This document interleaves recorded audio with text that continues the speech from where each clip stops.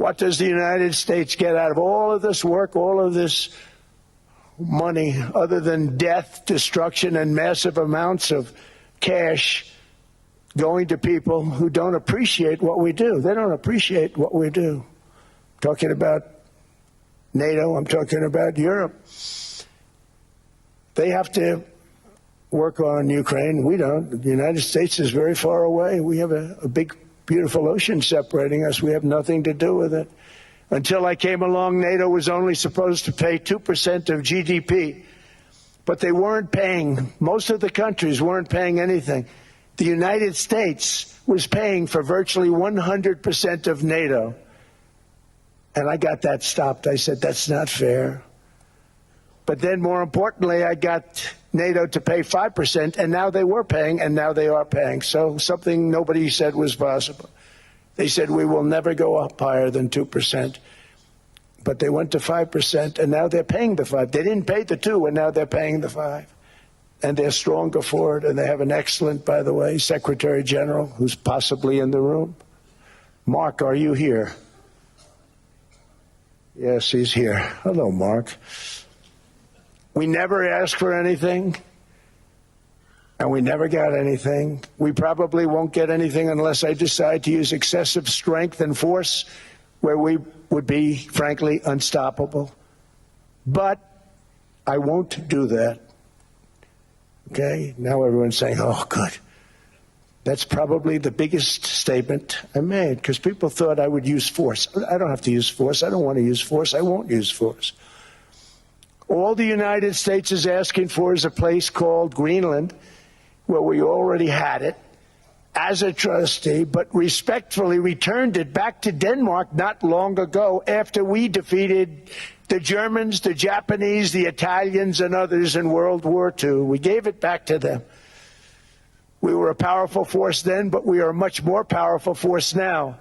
After I rebuilt the military in my first term and continue to do so today, we have a budget of $1.5 trillion. We're bringing back battleships. The battleship is 100 times more powerful than the great battleships you saw in World War II, those great, big, gorgeous ships, the Missouri, the Iowa, the Alabama.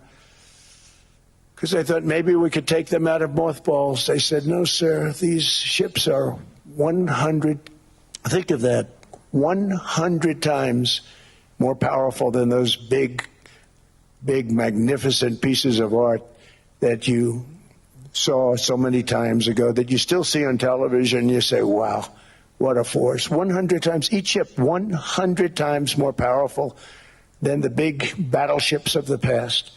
So that was the end of the mothball story.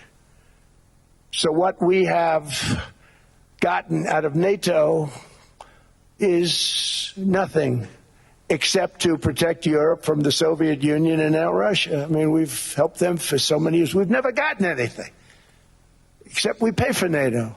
And we paid for many years until I came along.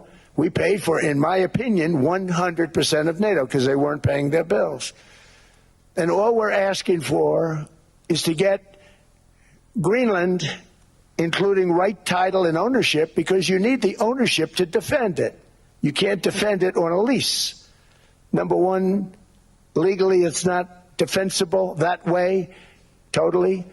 And number two, psychologically, who the hell wants to defend a license agreement or a lease, which is a large piece of ice in the middle of the ocean where, if there is a war, much of the action will take place on that piece of ice. Think of it.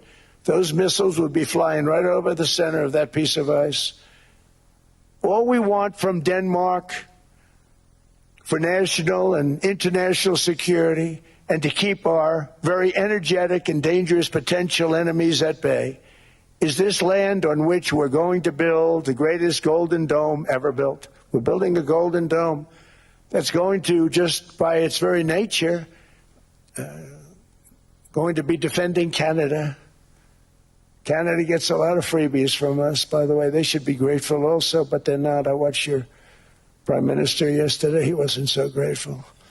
But they should be grateful to us. Canada lives because of the United States. Remember that. Mark, the next time you make your statements. What we did for Israel was amazing, but that's nothing compared to what we have planned for the United States, Canada, and the rest of the world. We are going to build a dome like no other. We did it for Israel. And by the way, I told Bibi, stop taking credit for the dome. That's our technology. That's our stuff. But they had a lot of courage, and they were good fighters, and they did a good job, and we wiped out the Iran nuclear threat like nobody can believe. Nobody's ever seen anything like it. That, Venezuela, taking down Soleimani, wiping out al-Baghdadi when he tried to reinstitute ISIS. We did a lot. I did a lot of big things, all perfectly executed. Everyone was perfectly executed. Somebody told me that, a military expert told me, sir, everything you've done has been perfectly executed. I said, I know. So other presidents have spent, whether foolishly or not, trillions and trillions of dollars on NATO and gotten absolutely nothing in return. We've never asked for anything. It's always a one-way street. Now they want us to help them with Ukraine. And let me say, we're going to. I'm really helping, not even them. I want to see, last week, if you saw, it was 10,000 soldiers, but last month it was 31,000 soldiers died. 31,000.